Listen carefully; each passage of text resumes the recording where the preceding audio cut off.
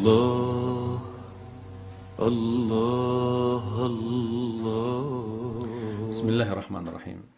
أعزائي المشاهدين، أهلا وسهلا بكم في حلقة. Dear viewers, welcome to a new episode of Think With Me.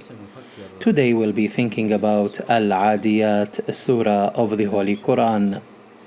It reads in Arabic: وَالْعَادِيَاتِ ضَبْحًا فَالْمُورِيَاتِ قَدْحًا فَالْمُغِيرَاتِ صُبْحًا فَأَثَرْنَ بِهِ نَقْعًا فَوَسَطْنَ بِهِ جَمْعًا. Now, I will review what has been said before about Al-Adiyat, and then I will explain to you the more logical interpretation to the surah. 99% of interpreters explained Al-Adiyati Dhabhan as the horses, the steeds that make loud noises. So Al-Adiyat are the horses, according to them, and Dhabha is the sound that they make. I don't know, in fact, why this loud sound should be scary. According to the interpretation, the running horses produce very loud noises in their chests or the rib cages. As for Al-Muriyati Qathan, they say that the rage of the movement of the horses cause spark and dust from the horseshoe. I don't know why this spark is so mighty that our Lord swears by it. I'll let you think. The books of interpretation say a spark that is caused by the horseshoe due to the friction with stones. Of course, stones do not make sparks unless the iron hit the smooth stone. Now, فَالْمُغِيرَاتِ صُبْحًا, they say that the horses raid the enemy's bases during the daytime. What about the night? No raids? فَأَثَرْنَ بِهِ نَقْعًا, they say it means that they kill the enemy. And فَوَسَطْنَ بِهِ جَمْعًا is explained as the horses besiege the enemy and turn around them. As you know, the enemies are also powerful. They have forces and horses, guards and intelligence. What we all need to know about the Quran is that it does not use synonymy. If God wanted to mention horses, He would have said horses. Previously, He said in one of the verses, "Against them make ready your strength to the utmost of your power, including steeds of war, to strike terror into the hearts of the enemy." So why horses have been called Al-Adiyat here? Anyway, I don't want to say don't believe in the previous interpretations or anything else. No, on the contrary, read them and hear me. Compare them and then make up your mind. I am sharing an idea with you, so please don't ask me about referencing that idea. From your comments, I realized that people are restrained by the language itself. They cannot take off to the new modern meanings or interpretations of the Holy Quran. Now, Al-Adiyat is the plural form of the word Ad. And also from the word Ad, there is Awad, which means something that reappear or reoccur or come back again and again repeatedly. So, Al-Adiyat here is a phenomenon, or let's say a recurrent phenomenon. Dhabhan in Arabic means something that became dark or tanned due to exposure to the sun, which changed its color. So this natural phenomena is dark or black. Al-Muriyati Qathan include fire and light. Spark that is erupted due to this phenomenon. وفيها شرار ناري قدحة في الوسط. طبعا يمكن أعتقد أنه جاءت. I think now you're wondering about the new explanation or the new meanings that are going to come out from the interpretation to the word Adiyat. I'm going to show you a video later, of course, but before that, let me explain to you what I think about the meanings of the surah. Let's contemplate about cyclones or tornadoes. First of all, they are recurrent, dark or black in color. They generate high sparks that could elevate up to 300 meters. Not a small spark caused by a horseshoe.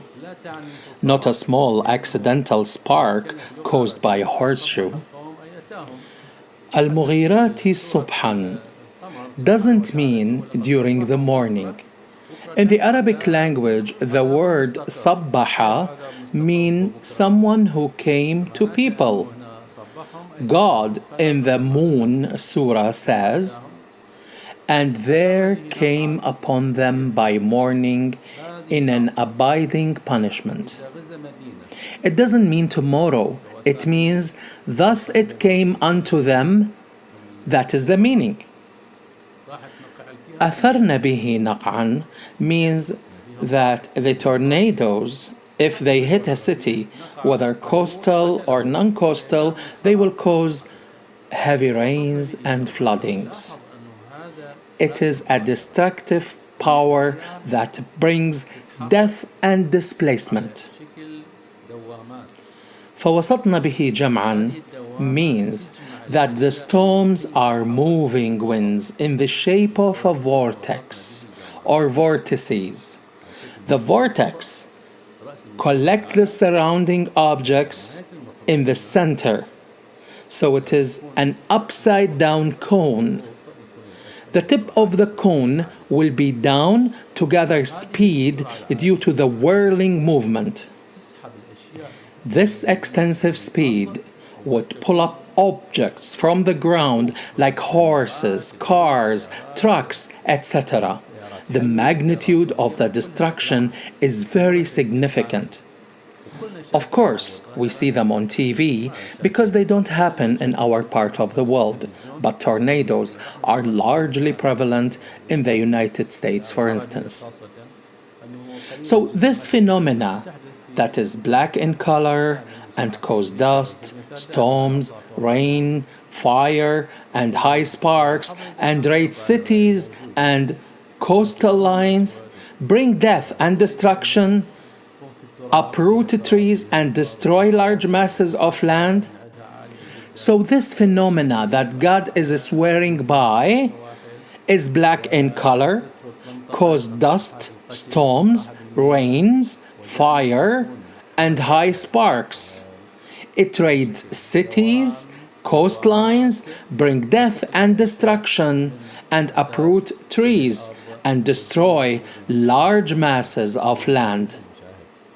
I'll let you now watch this video before talking more about the tornadoes. وشوفوا ورا الفيلم عندنا كلام أيضا وياه، فإذا أتركك مع الفيلم ونلتقي مع الفيلم إن شاء الله.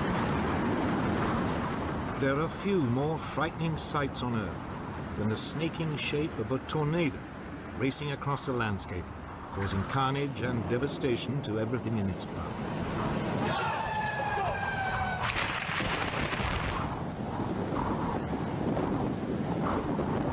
Oh my God, I hope they're okay. Oh my God. These swirling funnels of elemental fury have the power to destroy everything they touch. Flattening buildings, ripping up trees, and tossing heavy vehicles aside like toys. Capable of reaching up to 500 feet wide, with wind speeds which can hit 300 miles per hour or more, twisters often appear with scant warning, emerging from the base of storm clouds almost instantly.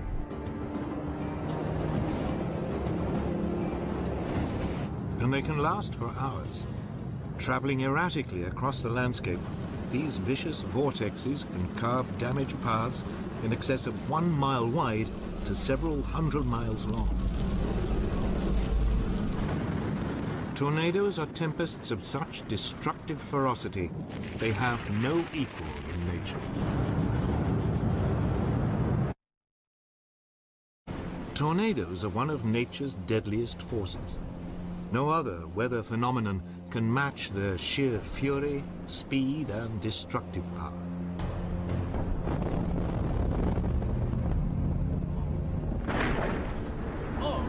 Oh, not good, not good. Oh my God, not good. Oh, what is it doing? Oh, it's destroying a house. What's the house is doing? Yes. Across the world, thousands strike every year, killing hundreds of people and making tens of thousands homeless. عزيز المشاهد احنا شفنا الفيلم. Now, after watching this video, I think that you are fully convinced that God the Almighty can swear by this natural phenomena, not by horses, moving horses, or steeds. Some interpretations even mentioned camels as an alternative meaning to horses. They based their argument on the Battle of Badr in ancient Islam, in which camels were used, not horses. We cannot stick to these archaic interpretation and suffice by them. We cannot stick to these archaic interpretations and suffice by them. This Holy Quran is based on regeneration. It is usable in every place and time. In this modern world, new interpretations are required so we can prove to the entire world that these words are actually the words of God. How can we prove this while we imprison our ideas in small dark boxes? We need to think out of the box and contemplate the information and not only sticking to old semantic explanations. This is the service that we need to give to honor the Book of God. يناسب العصر في سبيل حتى نخدم كتاب الله بالشكل الصحيح. على أي حال الكلام في هذا. Anyway, this is what I wanted to say. Thank you very much for listening and hope to see you again. نلتقي بكم في حلقات جديدة والسلام عليكم ورحمة الله وبركاته.